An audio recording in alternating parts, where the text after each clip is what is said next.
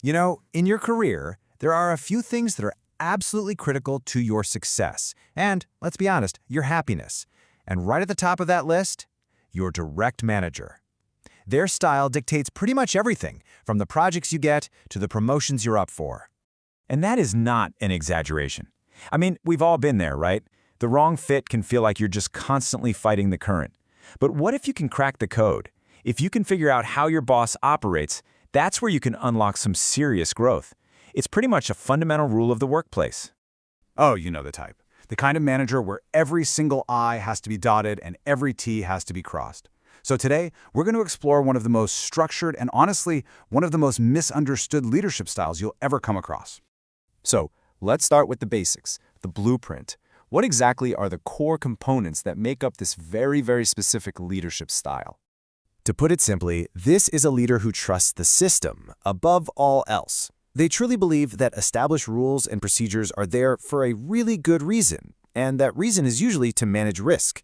It's why you see this style so often in really regulated industries, like finance or healthcare or government work. Places where consistency isn't just a nice to have, it's an absolute must. Okay, this is where we really get to the heart of it. The traits, being rule-based and methodical, that's the stuff you see every day. But the values, compliance, and accuracy, well, that's the why behind it all. See how one flows right into the other? It's this completely interconnected system of belief and action, and it's all designed to get one thing, a predictable, error-free outcome. So, is any of this starting to sound a little familiar? Well, let's put it to the test. Think of this next part as your own personal field guide for spotting this leadership style out in the wild. Your office. Let's run through a quick mental checklist together. Okay, first, what are you hearing? Are phrases like, "Let's just stick to the process," or "What's the official procedure for this?" something you hear all the time in meetings? Okay, next, what do you see? When someone proposes a clever little shortcut, is the first reaction to pump the brakes and check the rulebook? And finally, think about what gets rewarded. Is it the person who's super meticulous, the one who dots every I, who gets the praise? Or is it the one who gets a quick, but maybe messy win? If you're nodding along and ticking these boxes, well, you know exactly what you're dealing with. All right, so you've identified the style, now what? Look, this isn't just about surviving. This is the real, practical playbook for how you can actually succeed and even thrive in this kind of environment. So here's the absolute crucial point. Your success really depends on embracing the system, not trying to fight it. Just look at the do's. Follow procedures, learn the documentation, prioritize precision. This is all about showing that you can operate safely inside the established framework. Now look at the don'ts. These are things that in other places might look like initiative, right? Bypassing a process, ignoring paperwork. But here, they're just seen as unnecessary risks. You have to learn to speak their language, and their language is process. And this right here, this is the formula for success.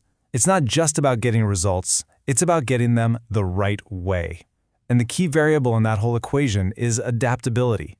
You almost have to be a chameleon, right? You have to adjust your own work style to fit into this rigid structure. Because in this world, adapting to the process is how you get recognized for your results. Okay, on to our final section. Let's try to reframe this whole experience. What if working for this type of leader wasn't a roadblock, but actually an opportunity? A chance to develop a real career superpower. And that superpower is what we call process mastery. This is the ability to not just follow the rules, but to actually understand, navigate, and even use established systems from the inside. And trust me, that is an incredibly valuable and transferable skill that's going to serve you in any large, complex organization you ever join for the rest of your career. You're learning how big things actually get done.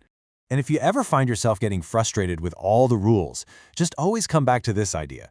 The process isn't just there to slow you down. It's really designed to protect everyone. It protects you from making a critical mistake, and it protects the business from all the risks that come with being inconsistent. So think of it more like a shield, not a set of handcuffs. And that leaves us with one final, pretty challenging question. So you've adapted, you've mastered the process, but what happens when the process itself is the problem? What do you do when a rule is actively blocking the right outcome? Well, knowing when and how to challenge the very system you've worked so hard to understand, that's a masterclass for another day.